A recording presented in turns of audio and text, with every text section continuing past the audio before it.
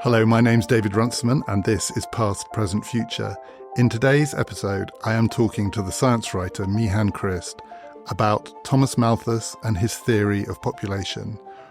Why is someone who about so much was so wrong still so influential in political, social and moral arguments today?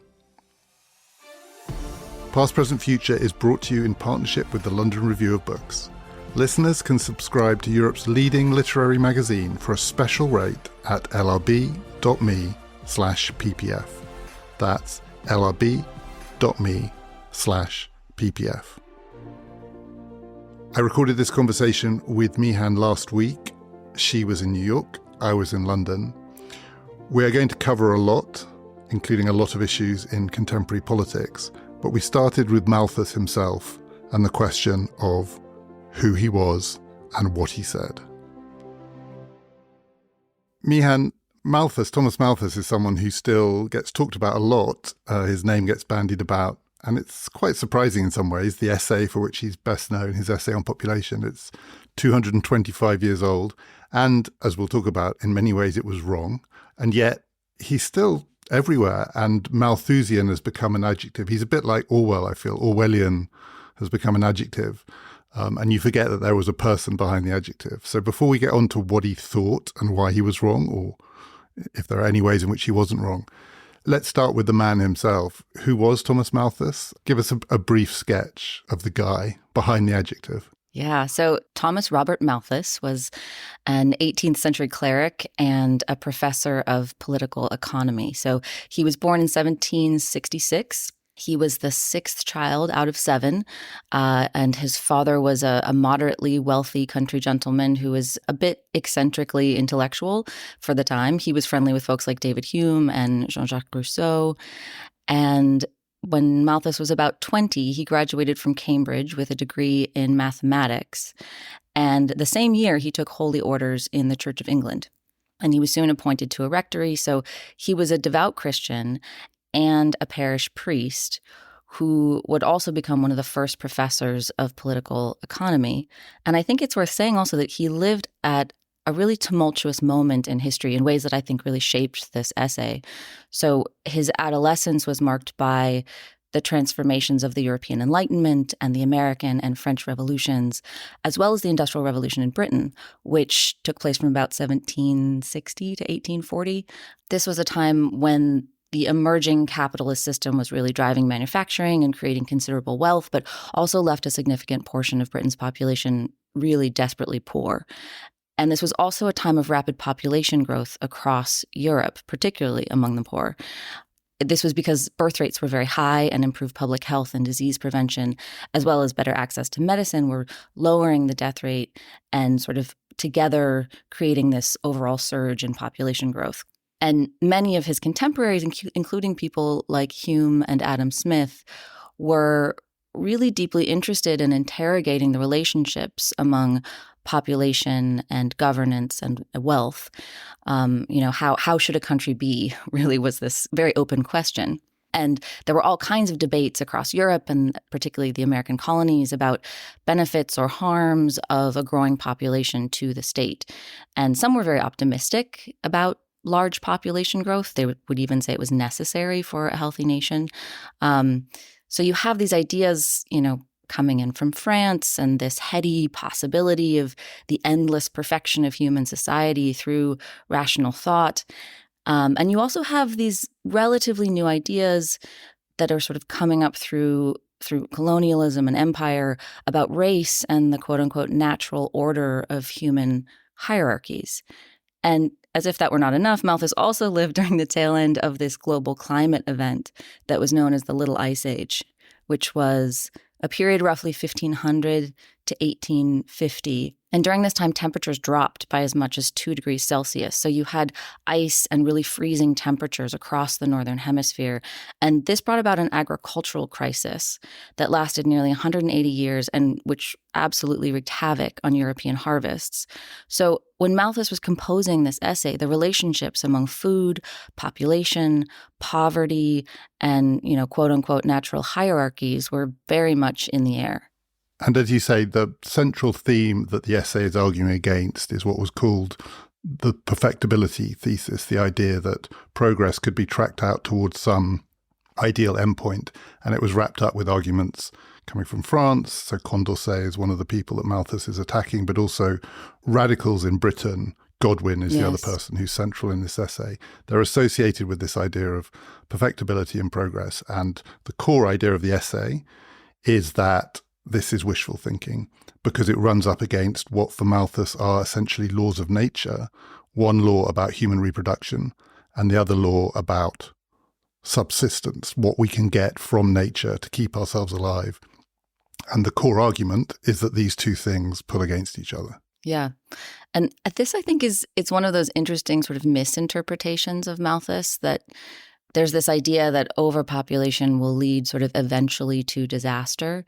But his idea was really that there are always already too many people. That is the natural God-given order of things. Because of this relationship between human population growth, which he saw as being exponential. So 1, 2, 4, 8, it grows at that kind of rate. While food resources, or our ability to create food for ourselves, grows at a slower, more linear rate, 1, 2, 3, 4. So population will always naturally, in his mind, because this is a kind of natural law like gravity, population will always grow faster than the ability to produce food. So there's always going to be some group of people, the poor, who are pushing up against the limits of our ability to produce food. And there's always going to be a degree of misery and famine sort of cyclically upon us. So this is the human condition. And in a way, it's, as you say, it's a kind of fatalistic argument. There's not a lot that we can do about it. And a lot of the focus is on the poor. So in the essay, there's quite a lot of writing about the poor laws and the ways in which the state is and isn't responsible for the poor, in the light of the fact that there is nothing that can be done about that contrast, as you described it, between, I think he calls it geometrical and arithmetical laws. There will always be too many people. But there's an assumption there, which I suppose if there's one thing that with hindsight it looks like he was fundamentally wrong about, this is cyclical. So when there is more food, there will be more people beyond the point where there isn't enough food, at which point there will have to be fewer people and the result will be misery. So it goes in these great waves, these ups and downs. But his assumption was that the natural human response to plenty, to being comfortable, to being well off, is to have lots of children. And the natural human response to scarcity, of there not being enough to eat, is to have fewer children. So in the end, the poor will have to, by some means or other, maybe very brutal means, have fewer children. It may be death. It may be what he calls vice, or which I think he means, by which he means contraception, or simply the thing I think that he preferred, which is just delaying getting married. That's the thing that history suggests he was wrong about. It's a sort of economic misunderstanding, because actually the evidence seems to be that when people are prosperous and well off, and this is certainly the evidence of the last 150 years, they have fewer children. And when people are really struggling, it often is rational. It makes sense to have more children. He got it the wrong way round. He thought that the natural human response to plenty was to procreate, and to scarcity was not to have kids. What we've seen is that when people are really well off, they stop having kids. Yeah, there are many things about humans and social organization that he got wrong. Yeah. And this is one of the big ones, is that the natural condition, if there's more food, and again, he's entirely focused on food. He is not looking at social conditions. He's not looking at politics in this kind of broader sense of the way that politics affect family and decisions. It's literally always about food and procreation. And he really does think that more food makes people have more babies. And he was not alone in that. I think Adam Smith said something like, it's the natural state for basically rich families to have more children because they can provide for them, basically. And he also, as you say, was wrong about this idea that having less food resources would produce fewer children. I don't think that he was including contraception in his idea of what would happen if there was less food. I really think that he thought those children would starve and die. Because he saw these sort of three main checks to human population growth. One was misery, including starvation and disease. Another was vice, and that included things like war. And the final one was moral restraint or abstinence. Because as a devout Christian, he was fiercely opposed to birth control. So he just doesn't factor that into his calculus. So I may have misread it, but because he does say misery and vice, and you find yourself thinking when you read it, what does he mean by vice? Right. And so I partly understood that to be what they would have called back then vicious sexual practices, right, i.e. non-procreative sex. Right. So whatever that means, I mean, by contraception, I'm not thinking in a sort of contemporary sense, but he believed that human beings are going to seek out sex. Sex naturally, he believes, in God's order leads to children. But when it can't lead to children because there's not enough food, right, where does it go? I was assuming by vice, and I may have misread it, that included all of the things that he would think was vicious sex, i.e. non-procreative sex. Right. However you do it. I have no view about what he thought were the means. But you think vice means war here? I think it means more things like war. And I know that what he was trying to put forward was something like a natural law. And for him, contraception was inherently unnatural. And perhaps I'm reading it wrong as well, but I had always thought that in his own kind of Christian utopian way of looking at the world, he was trying to see a world in which contraception was not part of the equation because ethically it should not be. It is part of the argument here is that when there are too many people, something has to give. And what has to give is the number of people. So the number of people has to come down. It can come down because the people who are alive die. And they can die through famine, they can die through war, through all of the natural disasters that can befall human beings. Or the number of people comes down because human beings have fewer children. Right. They can delay having children, they can avoid having children. Well, I think to your point before about the idea that if there's not enough food, people have fewer children. It's not necessarily that they will have fewer children, but because there will be high death rates among children, fewer of them will live to maturity. So in a sense, they will end up having fewer children. And as we see today, there's a sense in which this holds true that in countries or regions where there is endemic poverty, economic systems do not support people being able to work and make a living, families tend to have more children because there's a kind of calculus that says we need to have at least, 2 or 3 make it to adulthood so that they can support us in our old age because we don't have other economic options. Therefore, we need to have 5, 6, 7 children in the hopes that not only that some of them will survive, but that at least 1, maybe 2 of the ones that do survive will have some kind of economic success that will carry the rest of us through. Yeah. And in a sense, this is the puzzle. So he assumes that under conditions of scarcity, as well as people dying, there will be some form of restraint. And yet, as you say, and the evidence bears this out, the economics don't work like that. There is a rational, self-interested motive among human beings to have more children under those conditions, not fewer children. But the other side of it, the thing that I suppose at the most basic level he was wrong about, just this basic Christian natural assumption that a flourishing human life, so under conditions in which you are not constrained by scarcity, inevitably is a very procreative life. So one in which 2 human beings will have 5, 6, 7, I don't know, 10, 12 children.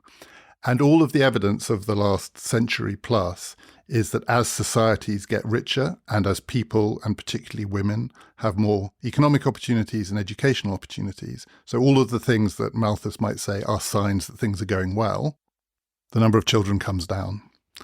And in a way, that's the most fundamental thing that he seems to have got wrong.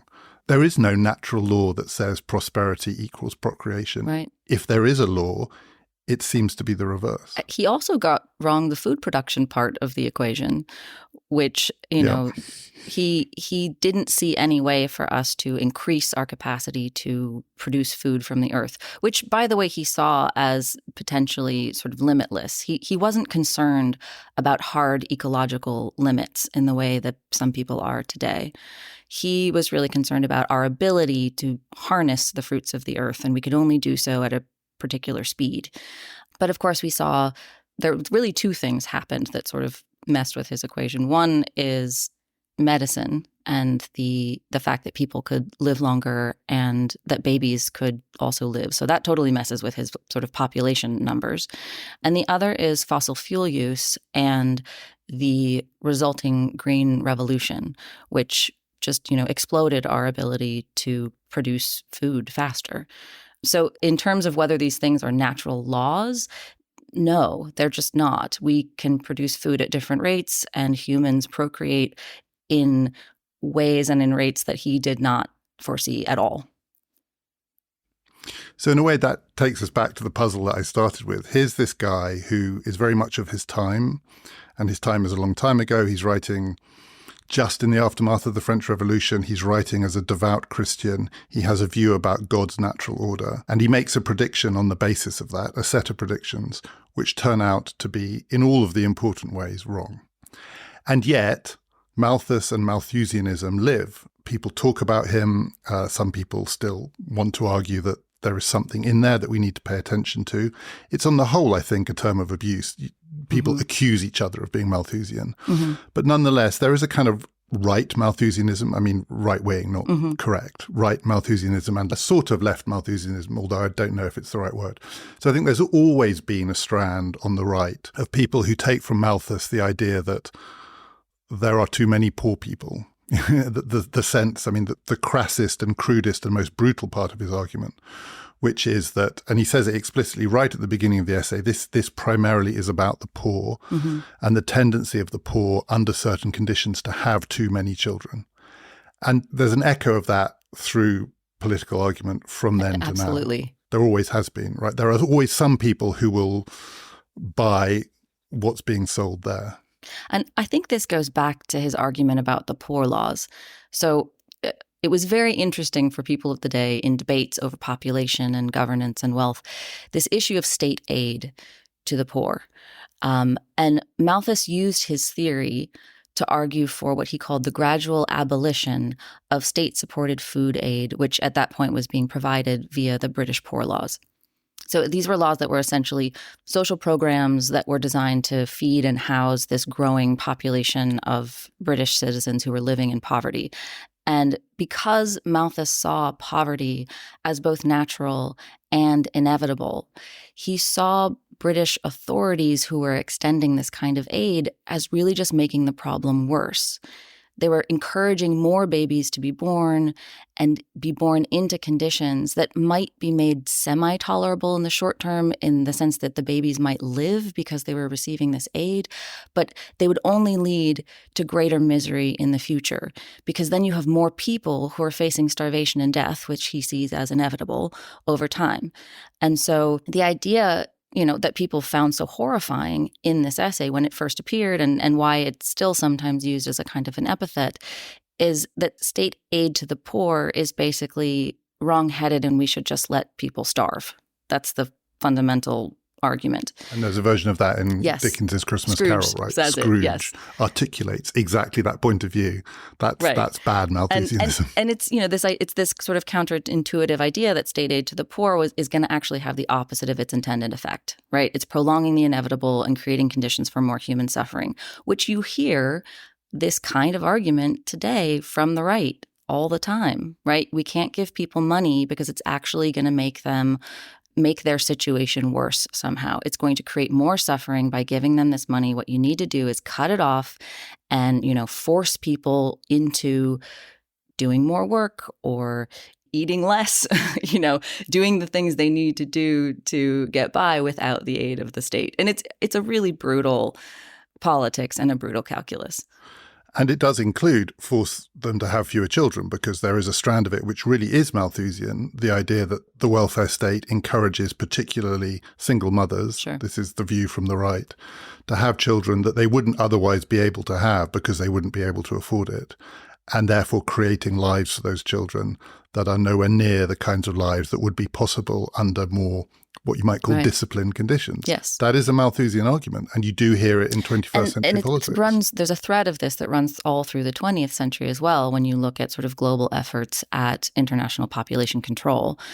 And these are efforts that are sort of coordinated among international elites and also within countries among international elites. And so you end up with things like, I think it's 35% of the women in Puerto Rico of childbearing age were forcibly sterilized by the United States government. The argument being they're too poor, there's no work, they shouldn't be having babies, basically. They can't support them. And so what we're going to do is make sure that they don't have those babies.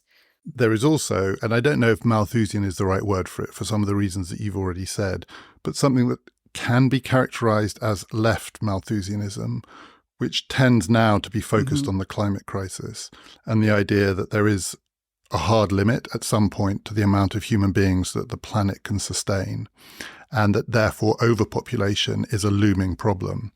And this sometimes gets associated with a version of the Malthusian doctrine, but it seems like quite a stretch, not least because, as you said at the beginning, the Malthus argument is not, if we carry on like this, we will reach disaster. The Malthus argument is, this is what it means to be human, to face this all the time. Whereas the arguments that people are having now about, should people have children? Is it a moral or ethical choice? Can the planet sustain a growing population? Is about a point coming in the future where this is no longer sustainable. So is it a mistake even to think of that as a kind of neo-Malthusian argument? I think it's a misreading of Malthus. And I think that, how many of us today have actually gone back and read the essay and really looked at what he said? And how many of us throw around the term Malthusian, right? People think they know what it means and don't always. And so I would say it's more of a gestural understanding of Malthus than an actual sort of deep appropriation or bringing forward of his ideas. But I think what's interesting is part of the reason it gets used is that this argument is deeply, deeply embedded in the ways that we think about human populations and the possibilities of social organization. And so even if today you have never read Malthus, you've never thought about Malthus, you're not an environmentalist who cares about these things, it's kind of in you. It's kind of embedded in you somewhere because it has become so much part of the water that we're swimming in. And this is partly because through the 20th century, you had this neo-Malthusian resurgence. So you have some of the most famous people like ecological Malthusians like Paul Ehrlich or Garrett Hardin, who saw natural resources as finite and saw the threat of quote unquote overpopulation as existential. And this was a really, really popular idea, this idea that overpopulation is somehow a great threat. Sort of peaked in the late 60s and early 70s and disappeared a little bit under the radar toward the end of the century and seems to be sort of coming back now. And we have this kind of new neo-Malthusian wave, which again is not specifically tied to Malthusian arguments about food production and population, but they're linked rather to that overpopulation panic of the 20th century that has all kinds of tendrils, going back toward Malthus. And so today we get some people who are concerned about the climate crisis and ecological breakdown more broadly, arguing that human population is either the main driver or one of a few key drivers of global heating and ecological disasters, both local and global. And it's worth saying there's also at least two strands of contemporary anti-Malthusianism. The first is a broadly leftist anti-Malthusianism that basically says social change can both alleviate suffering and help the environment. And this position might be associated with something like eco-socialism or socialist utopianism. If it has a forebear, it's Godwin, right? Or Concordet, one of these kind of utopian thinkers who Malthus was arguing with. The second is a sort of broadly rightist anti-Malthusianism, which is associated with certain pro-capitalist think tanks like the Breakthrough Institute. And these folks tend to be techno-optimists, and many of them are self-proclaimed eco-modernists. Basically, they're pro-capitalism, pro-markets, and they believe that more people is a good thing. More population is not a problem because more people means more ideas. They're very into innovation. Innovation is this big buzzword. We get more innovation if we have more people innovating. And don't worry about population because free markets are going to solve all our ecological problems and technology is going to make it all go away. So all of this is to say that, Malthus wrote this essay, as you said, more than 2 centuries ago.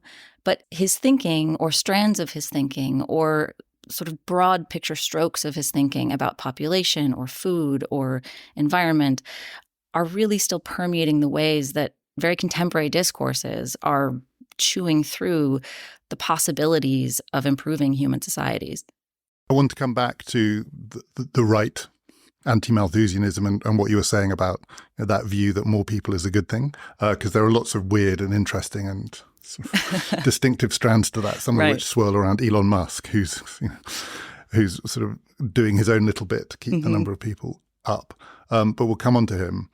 On the other side, that question that you hear asked a lot, and you've written about this, is it ethical, is it moral to have children in a world which seems to be reaching its limit of its ability to sustain us? And, our insatiable appetites are driving a kind of natural disaster that adding more people to whatever that equation is feels like it'll accelerate our reaching the tipping point. And one of the ways in which that doesn't feel like it can be connected back to Malthus is, as you said earlier, when we were talking about contraception, for Malthus, it could never be an ethical choice not to have children. It's a tragedy that the children that you have will die. And that's, and then you have to find a way as a Christian to square that with the idea of a benign God. And he does try and do that at the end of the essay. It's not particularly convincing. But the idea that it would be the ethical choice not to is not something that Malthus is going to contemplate, but that tends to be how it's framed now. How would you characterize that version of the argument that you hear now, which is the responsible thing to do, the moral thing to do, is not to have children? I think the first thing that needs to be said is that there are many versions of that kind of stance. It's not just one version. People make that kind of argument for a lot of different reasons. I think that there are sort of 3 reasons that it is coming up right now.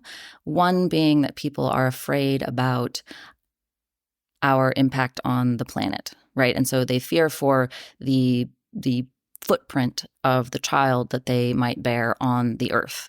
And the second would be fear. So think of that as fear for the planet, right? The second one is sort of fear for the child. The idea of bringing a child into this world at a moment when we seem destined for chaos and breakdown and food shortages and migration crises and what would it be like for that child to be alive? The third is really fear for oneself. The idea that it would be too hard, too scary, too overwhelming to be a parent of a child at this particular moment. And those 3 different anxieties lead to very different political positions or arguments around solutions. Sometimes they're overlapping, sometimes they're not overlapping, but it's sort of a complex terrain, I think. I think that there can be a moral and ethical argument that goes back from any one of those particular anxieties. Yeah. And to be clear, I don't personally feel that it is my role to tell anyone whether they should or should not have children. If these are real anxieties that one has and one decides not to have a child, that seems like a valid choice to me. Having children is an entirely irrational, not entirely irrational. It's a fairly irrational choice. And it is not a choice for everyone. And this is part of the problem of framing this as a moral or ethical issue, because you exempt most of the people in the world from participating in that moral framework because they don't have the choice to have children or not have children. And so for me, that's where some of it, the moralism around it breaks down. Because then it's immoral to be poor, right? We're back kind of at Malthus. And as you said, a lot of those arguments turn on an idea or an understanding, which is contested, but increasingly people share it, that there is something about being alive now, as you said, at this moment, which makes these questions acute. To be a generation of childbearing age now and to think about what it would mean to bring a child into the world who would be alive in 50 years' time, and the possibility of there being a huge gulf between those experiences. That's not Malthusian at all. No. Malthus, it's all natural. There isn't a moment in time where this becomes a problem. This is a problem across time for all time. We are the generations that feel there's something about our situation in the long human story which is unique. And like you say, there could be all sorts of arguments around that. It's a mistake to think of them as Malthusian. In many ways, if we think there's something unique about our situation, we've left Malthus behind. I agree. And also the kernel here that matters, I think, is population. If population is the problem, then the solution is about having less babies. It's about women's bodies and fertility and fewer humans on the planet. If the problem, for example, would be fossil fuel use or resource extraction or capitalism, right? Different solutions are proposed. And this has been argued again as far back as when Malthus was writing the essay. Engels wrote this really scathing critique of the essay in which he basically said, the problem is not people, the problem is capitalism. We can solve this. We don't need to let people die. And so today, when people are sort of formulating this problem and thinking about this very intimate personal choice of should I have a child or not, there's still an assumption that population is the thing that's the problem. What if it were possible to have a carbon neutral child, for example? Should you still not have children? And then on the other side, where capitalism is not the problem, capitalism is the solution, sort of turbocharged capitalism, there are, again, as you said, lots of different strands to this. So there is a view that this is about a kind of dynamic, explosive quality that happens when you get lots and lots of people together. New stuff sort of springs, not natural, but artificial ideas and indeed artificial techniques will spring out of there being more people. There is a techno-utopianism behind it. But there's also, and you see this, so I've been reading a bit around Elon Musk, and I've been on Twitter following the people that he follows to see what the world looks like if you follow the people that Elon Musk follows. And it's pretty interesting. Terrifying, isn't it? Yeah, this is one of the themes. There are other themes which we could get into, but we're not on this podcast. But one of the themes is not having children is immoral. It's actually wicked. We all have an obligation to reproduce at a rate that means that there are more people, not fewer people. But that this connects with a whole series of ideas that have deep roots, and some of them quite sinister roots, to do with preserving the value of civilization. And the language that's used around this is that we're falling below the replacement rate, and therefore we are dying off. And a lot depends on who we are here, because that's not true in many parts of the world, which are not falling below the replacement rate. But there is a strand here which says, but the thing that matters is, this is the phrase that would be used, Western civilization. And Western civilization is falling below the replacement rate for the reasons that Malthus was wrong about. As we got more prosperous, better educated, richer, we had fewer and fewer kids. That is a really significant strand around that body of thinking. It's there, it's present, you see it. If you go on bits of Twitter, quite large chunks of Twitter, it's bouncing around a lot. And particularly at the moment, I think, recent months and years, this has become much more visible. You have to have more kids because otherwise we're not going to replace ourselves. Right. And I think it's really important to note, as you say, that almost any argument about pronatalism, about the need for more children, and also almost any argument really about overpopulation, the problem is always other people's babies and other people, right? The solution, when the solution is more of quote unquote our babies, it tends to be certain types of babies. And with Elon Musk and the folks around him, again, it's not even just one strain. There's not a coherent view, but there is a melange of really fascinating and horrifying arguments about intelligence being inherited, first of all, which we can go into all kinds of arguments about biological determinism and why that's not necessarily a thing. But there's this idea that basically rich, well-educated people should be having babies. Interestingly, the race thing doesn't play into this in ways that you might immediately expect. It's sort of more complicated. There's this very this veneer of kind of social liberalism around this plurality of like, we don't care whose babies are the ones who are wealthy and educated, but those are definitely the ones who should be basically propagating forward and also ruling human civilization, because we have the best ideas and we are going to take good care of things and leave it to us. And of course, in this strand, the people who are wealthy and educated but are not having babies are women. I mean, obviously, it takes two to tango here, or however it happens. But the theme of this is that what's gone wrong is that women are increasingly choosing not to have children.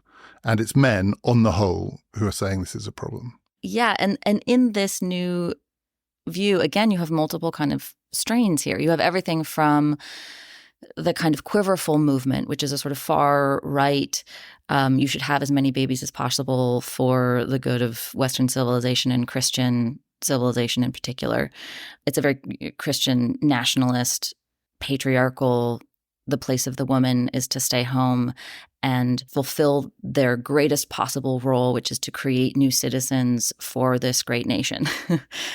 Everything from that to the kind of Elon Musk version where women don't necessarily have to stay home, in part because they're really interested in assisted reproduction technologies and ways of increasing procreation that don't necessarily force women into sort of binary patriarchal roles.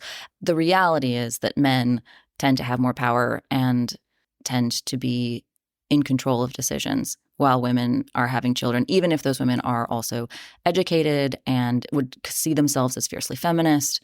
It gets really complicated because you don't have these clean right, left, liberal, conservative kind of divides. The strands all get mixed up into these weird new concoctions where there's all these very old ideas coming out in the kind of crucible of this new moment. Meehan, you said earlier, and I plead guilty to this, that people bandy around the term Malthusian without having read the original essay. So that's me. But for this podcast, I did read the essay. And actually, I had a similar experience a few weeks ago. So we did an episode about the Turing test. And for that one, I read, and it was with John Lanchester, among others, and he also read the original Turing essay that contains the argument about the Turing test. And what one tends to discover going back to these original texts is that there's so much more going on in them than the idea for which they're best known. And I think this is true with Malthus as well. So Turing turned out to have a weirder, richer, more complicated understanding of what it means to be human than you would get just from knowing what the Turing test is. And Malthus has got all sorts of things to say which aren't just about the population equation, which is the central idea. So I'm just going to run through a few of these. I'd be fascinated to hear your take on them. So one of them is in his argument against the perfectibility thesis that people like Godwin. He says one of the problems is that human beings, there's no evidence that human beings are ever going to go off sex. He just says that, that it's a natural part of who we are. And if we're happy, if we're prosperous, if we're stable, if we're secure, we will want to have more sex, and that will mean more babies. It's just a law of nature. Another theme of recent argument, it's a sort of 21st century anxiety, maybe even third decade of the 21st century anxiety, is that young people have gone off sex after a long period where it looked like Malthus was right. Whatever else he was wrong about, people still seem to want to have sex, maybe in what he would call a vice-like way, but whatever. But it's not part of the perfectibility thesis. It's not sort of we have progressed to such a sophisticated point that it's a sort of miserabilist thesis that young people in some ways are so isolated or miserable or hooked up to machines that have dissociated them from their own bodies or other people's bodies.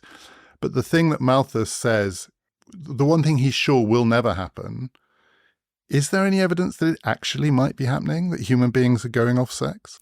It's such an interesting question. And I find the discussion around this really interesting. And a lot of the publications that I read about this, or a lot of the articles that I read about this, seem to be laced with this kind of whiff of panic that always gives me a little bit of pause and makes me wonder, like, what are the actual studies? What are the questions that are actually being asked of young people? And I should say I haven't looked deeply into the methodology of these studies that say rates of teen sex are dropping. But there are a few signs that suggest maybe those studies aren't telling us quite what they think they're telling us. And it's partly because of the way I think questions are designed. There's a trade-off in questions that are being asked over a very, very long period of time. You want to be consistent in those questions because once you start changing the questions, it's hard to compare present to past. However, sex means very different things to young people today than young people of 30, 40 years ago. Young people tend to be more queer and they're more likely to consider sex, quote unquote sex, to be a wider range of activities, not just heterosexual intercourse between a man and a woman. So it's very hard, I think, probably for the researchers to sort of update the questions, to update the reality of the sexual lives of young people. I also think that young people have sex lives that are heterogeneous and digital in ways that I don't know that the questions can actually capture. And then, of course, in recent years, we also have the pandemic, which just really messed with teen lives in so many ways.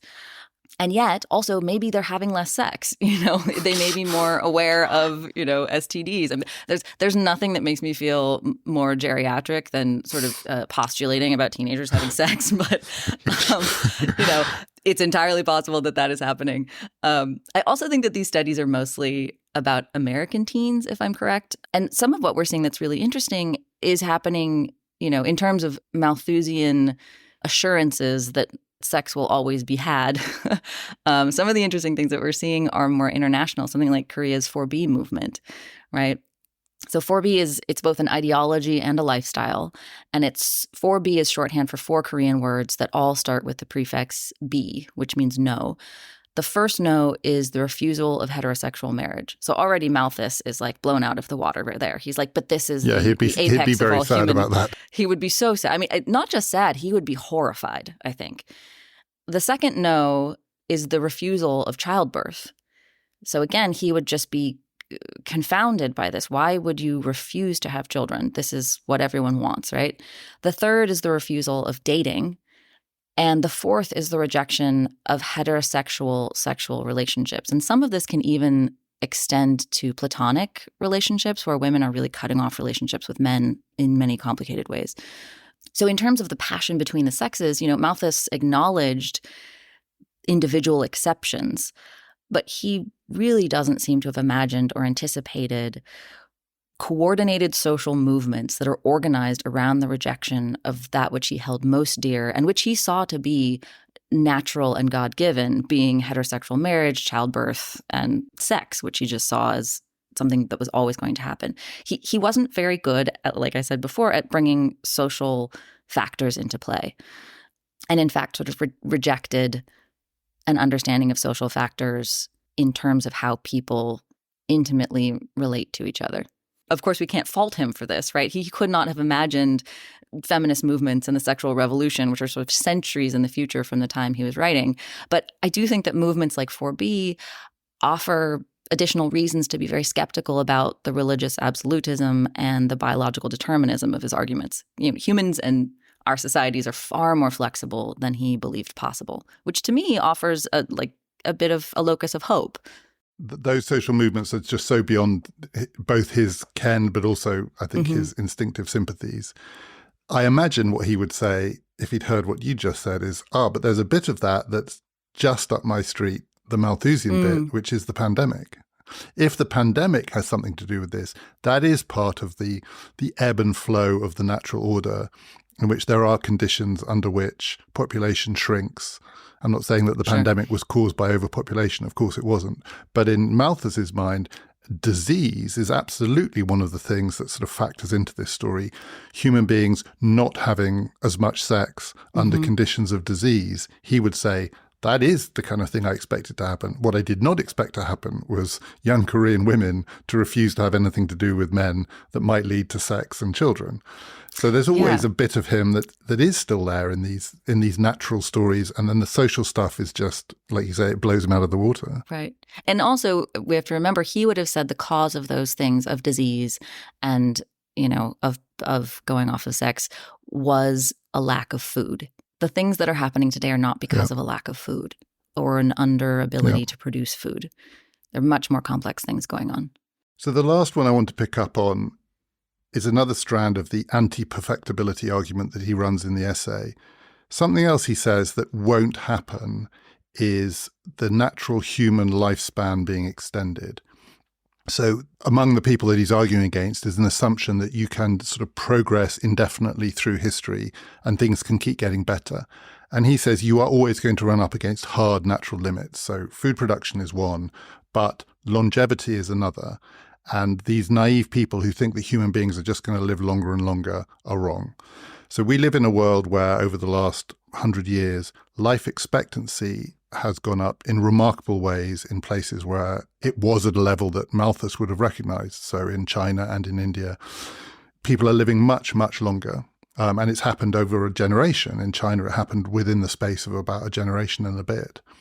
But it still runs up against that hard limit. So there are many, many, many more people in the world who are 70, 80, 90 than there used to be. And when Malthus was alive, it would be very, very rare to live to be 80. And now in lots of parts of the world, there are lots of octogenarians and older. But the hard limit is probably still there. I mean, no one has ever probably lived to be more than 120. But there are increasing numbers of people who think that that limit is about to go, that the perfectibilists, whatever you want to call them, were right. We just didn't wait long enough. And that would change everything. You know, I sometimes think the difference between a world in which hundreds of millions of people are living to be 70, 80, 90, and a world in which even one person lives to be 200 is huge. Yeah, vastly different worlds. And some of those people on Elon Musk's Twitter feed are thinking about the second as the next stage of this. And I have no idea if it's true. I have no idea if aging is about to be conquered. I have no idea if the natural limits of the human lifespan are about to be breached. But there are enough people in the world who think there are that we should take it seriously. And if that does happen, it's another way in which, you know, as it were, the things that Malthus was talking about suddenly bite now. So interestingly, on the question of sort of increasing human lifespan, he was sort of open-minded. He felt like, sure, we might live to be a bit longer. He was thinking about this in terms of breeding, right? That you can breed certain qualities into plants and animals, and, you know, maybe you could breed things into humans like longer lifespan. However, he was absolutely against the idea. And it was a very specific utopian vision that was put forward by Godwin, where he was sort of arguing that lifespan might just be extended indefinitely. And Malthus was like, that is absurd. You know, saying that we might live longer is not the same thing as saying human lifespan could go infinitely and, you know, there is no end. And I think the way that he put it was, you can breed, you know, pigs or cows to be bigger and healthier, but they're not going to keep getting bigger. You know, at a certain point, you reach the limit. Right. You're not going to get 20-foot big pigs. And right. He has these sort of ad absurdum arguments that are like, you know, you're not going to get a flower that's 1 billion feet tall. There at some point, it doesn't work. But it is true that, as you say, that people today are living a lot longer than people in previous generations. You know, life expectancy nearly doubled during the 20th century. And in the U.S. alone, I think we've seen a 10-fold increase in the number of people who are age 65 or older. So now there's about, I think, 55, almost 56 million Americans who are in that age group. And that is a number that's expected to double in the next 25 years. So people who now are age 85 or older constitute the fastest growing segment of the U.S. population. This is remarkable. This is actually unprecedented in human history. And the fact that people are living longer is actually at the heart of today's global population growth. You know, so this goes back to population and how it grows and why it grows. So we know that the global human population is growing at a fantastic rate, right? In 1800, the number of humans on Earth was 1 billion. This increased to 2.2 billion in 1950, right? That's a long span of time to go from 1 to 2.2. After 1950, global human population, quote unquote, exploded to 8 billion people who are alive today. Hence some of the population panic in, you know, the decades after 1950, where you saw people being very concerned about these rates going up so quickly. At the same time, as you've also said, birth rates are falling across much of the world. Not all of the world, but very, very large swaths of the world. So globally, the rate of population growth has been slowing since the 1960s, largely as a result of falling fertility rates in industrialized nations. But the total global population is continuing to increase, mostly because advances in medical care, reduced poverty, lower rates of disability, all of these things have contributed to people living much, much longer lives. And this is a fairly crude picture of demographics at the global level. If we look at demographics at a national level, the picture gets slightly more refined and even more interesting. And this is where you start to see anxieties about quote unquote population decline coming into focus, where you have people like Musk anxious about, keeping population up, and you have the Christian right concerned about, replacement theory, all of this kind of stuff. So replacement fertility is this Goldilocks number of 2.1 births per woman. And at this rate, a human population doesn't grow or shrink. And I should say that while people of all genders can bear children, total fertility rates are always measured per woman. So below this replacement level of fertility, a population will shrink unless it's offset by migration. So it's sort of astonishing to think that 2/3 of all people in the world now live in countries with below replacement fertility. So by the end of the century, we could see populations in over 20 countries, including Japan, Italy, Thailand, Spain, shrinking by more than 50%. So this is happening. Populations are aging, and nationally, many populations are shrinking or on their way to shrinking. This is a state of human affairs that has not been seen any time in the past 700 years. So the last time global population shrank was the mid-14th century during the Black Plague. Yeah, and it's something that would not be comprehensible to Malthus, I think. So if you think of a society like Japan, Malthus would have thought that a rich, prosperous society like that, with people living to be 70 or 80, when you reach that age, you would see spread out beneath you, like your family tree, ever-increasing numbers of people. So for every great-grandmother or great-grandfather, there would be this sort of vast tribe that expanded beneath them. And the image is literally the opposite of that. People who are in their 70s, 80s, 90s in Japan look beneath them and they see fewer and fewer people and fewer descendants. So it's not like one great-grandparent has 20 descendants. All of those great-grandparents are competing for the few people who are alive to look after them. I mean, it's the inverse of the thing that Malthus would have imagined. The thing he couldn't have foreseen was this possibility of societies in which large numbers of very elderly people have no one, maybe in Japan, apart from the robots, to look after them. We're in a completely different world in that respect. I think he would also have been surprised by the unevenness of these trends.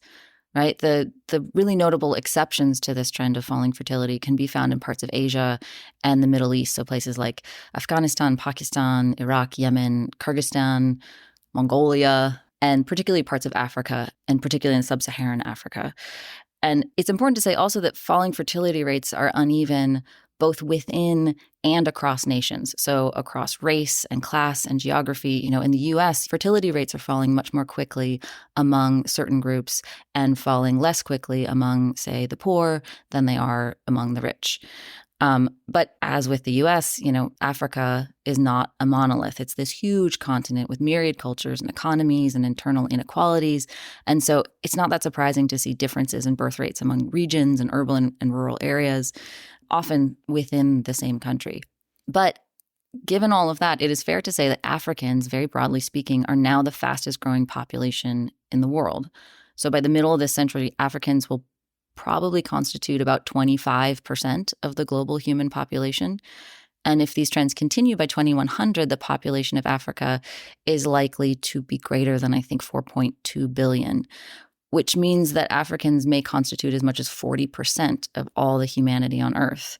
And these kind of shifts were not something that Malthus anticipated or could have anticipated. And I should say demographers have fairly high confidence in these sort of estimates because many of the people whose children are going to drive population growth in this century have already been born. So barring some dramatic and unforeseen event, this really is the most likely demographic future. Of course, how people interpret these demographic facts and what stories they use these trends to tell and what politics they say these numbers support is something else entirely. And that's where we start to see the Elon Musks, the Great Replacement, the liberal panic. This how do we think about population today is a very open question. I would also say that if there is a lesson here from Malthus, 2100 is quite a long way away. Yes. I accept that demographers feel they now have much more sophisticated models, but it still feels to me predicting even something as broad as the percentage of the global population that will be living in Africa in 2100 is a hostage to fortune. And Malthus, if we brought him back now and showed him just how wrong he was about almost everything, he might agree with that. He might say, be careful about thinking that you can project these trends forward. So he was tended to think in 25-year or generational cycles. And once you got 2 or 3 along that, he might think it gets much, much harder to know. And that would be the lesson he might take from the story that we've been talking about here. He projected into a future that turns out not to exist. And demographers certainly have been wrong, right? They, even recently, the most recent sort of world population numbers, the global population was supposed to go something like 11.2 billion people, according to the UN. And those numbers got revised down to about 10 billion by 2100. They could get revised down again. Also, demographers did not foresee things like contraception in the middle of the 20th century. They did not foresee the end of the 1950s nuclear family as the social formation for all families. And they did not foresee feminist revolutions. They did not see women in the workplace, right? So all of their projections in the 20th century turned it out to be kind of wrong. And so I think you're exactly right for us to take these projections with a bit of a grain of salt, because human societies and people are just a lot more flexible and surprising than we often give them credit for. You can read Meehan Crist's essay, Is It Okay to Have a Child?, which was published in the LRB in 2020, and we will tweet the link to that. Do follow us, as always, at PPF Ideas. Is It Okay to Have a Child is going to be a book. Look out for that. It's coming before too long. Next week on Past, Present, Future, I'm going to be talking to the writer Tara Westover and the philosopher Claire Chambers about a 19th century thinker, John Stuart Mill, and why he matters today. Do please join us for that. My name's David Runciman, and this has been Past, Present, Future, brought to you in partnership with the London Review of Books.